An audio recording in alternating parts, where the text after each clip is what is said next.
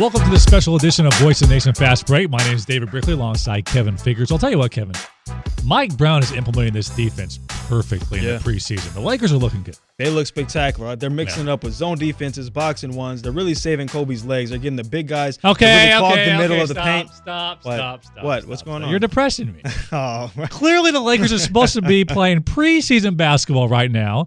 David Stern comes out, cancels the first 2 weeks of the regular season. No Oklahoma City Thunder game. Right. No first 10 games of the regular season for the Lakers. Beautiful. All gone. Yeah.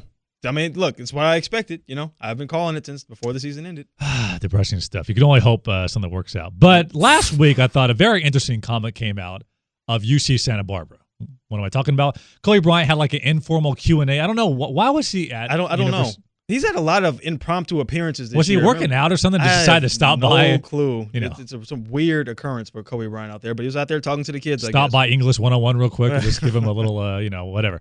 So they asked him about the Smush Parker Kwame Brown date. I was thinking about this earlier today.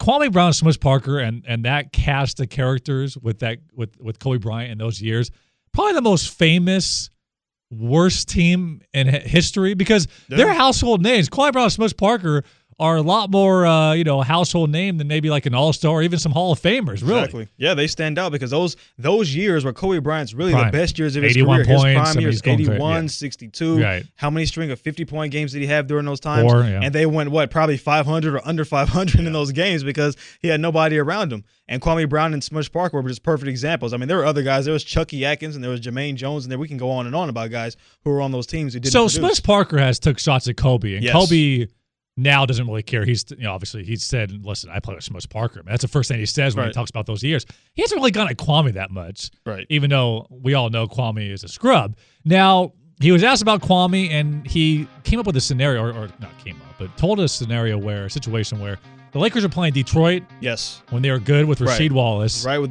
just before their decline. He's wide open, and of course it goes right through his hands out of bounds. Kobe's mad after a timeout and asks him what's going on.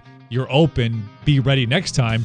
He asked Kobe, don't pass me the ball because I'm nervous and I'll miss my free throws. You're the number 1 pick in the 2001 NBA draft, and you're nervous. You're professional. And even still, I mean, how many big guys have been so bad at shooting free throws in the past? You still take the ball and go up there strong and try to get a dunk or get something. Don't say, don't pass me the ball. That's the worst kind of mentality you can possibly have. I mean, the more stories you hear of these Smush Parker, Kwame Brown players, they're even worse than you thought they were. I mean, Kwame Brown was terrible, and it still is, I think, and obviously never fulfilled expectations. Not even But close. You never thought he was nervous and told Kobe, don't pass me the ball. And the fact that he even have the gall to actually say that, you may think it, you may know that you have no self-confidence in yourself, but you don't tell somebody that. And the crazy thing to me is Kobe Bryant says he goes over to Phil and tells him to take Kwame out of the game. And Phil just says in his Phil Jackson way, he'll figure it out. Kwame will figure out. He'll figure out to catch the ball eventually, right? Yeah, he never figured it out. No. And he still has a job in the league, though. Look, Michael Jordan still get him second, third chances. It's funny that Michael Jordan is the one that picked him back up again in Charlotte. The best player ever in the game thinks you're good enough for a number 1 threat. Anyways. Another interesting thing that came out of this was Carmelo Anthony was the one player Kobe said he would like to play with that he hasn't played with yet, and said championships are won in the inside, and I'm always thinking about winning a title, would like to play with Carmelo. That tells you right there, that trade scenario last year, Andrew Bynum for Carmelo Anthony, which supposedly Denver offered, the Lakers shut down. I think Kobe would have loved to see that trade.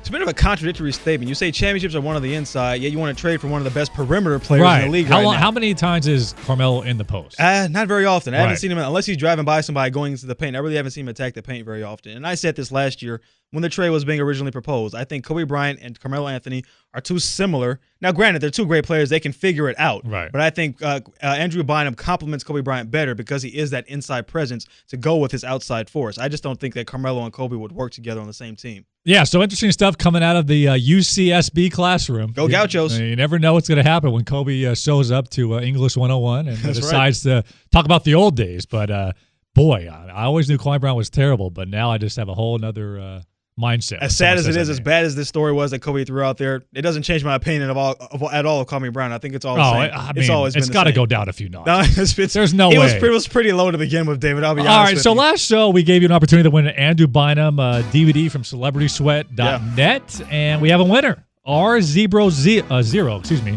That's a tongue twister. R0 is the winner. He will be taking home the Andrew Bynum workout DVD and getting in shape. So good for him. Nice. We'll message him on YouTube and let him know how to pick up his prize. So there you go. Voice of the Nation Fast Break for Kevin Figures. My name is David Brick. Peace out.